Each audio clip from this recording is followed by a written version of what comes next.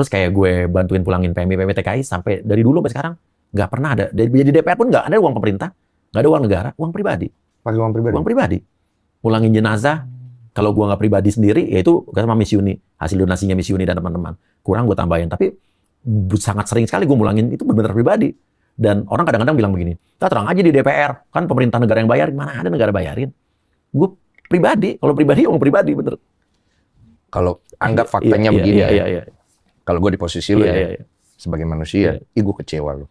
Kalau faktanya gue ngelakuin ini tulus buat masyarakat, tapi kok masyarakat beginiin gue. Itu sempat terbersit di pikiran gue. Ada begitu. Lama, ada seminggu. Kenapa ya kita udah lakuin ini? Tapi justru yang menguatkan gue adalah pas saat seminggu setelah kejadian, kan waktu sebelum kejadian, 3 hari sebelum kejadian sampai 3 hari setelah kejadian itu semua orang yang belain gue pasti diserang kan. Nah, tapi setelah seminggu itu, justru saat orang udah mulai, kan gue pas setelah kejadian itu tetap ngelakuin kan, mulangin jenazah TKW, PMI, mulangin PMI yang sakit, yang disiksa segala macam tetap gue lakukan, walaupun gue non aktif. Dan ada yang misalnya tulis pencitraan, terang aja lo mau bersih-bersih, cuci-cuci, cuci tangan gitu. Nyapu-nyapu. Nah, di saat itulah mulai banyak puluhan ratusan orang yang ngebelain di bawahnya. Dari mana ke mana aja lo nggak lihat Uya dulu, dia bantuin gue di sini, bantuin. Udah tuh dari beberapa PMI. Termasuk ada Denis Karista, lihat juga sampai dia juga diserang tuh. Diserang. Dan itu gue nggak suruh loh. Dia mau benar-benar inisiatif aja. Itu mungkin karena ada kebaikan yang dilakukan sama dia. Kan? Adalah satu yang tersembunyi. Beberapa tahun yang lalu lah, 2 tahun yang lalu. Lu nyelamatin dia di Amerika waktu itu ya. Nah, lo tahu tuh. Kan saya banyak informan.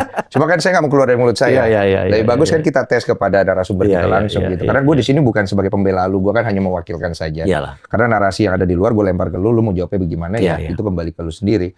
Termasuk ada narasi bahwa pada saat kejadian itu lu itu trauma.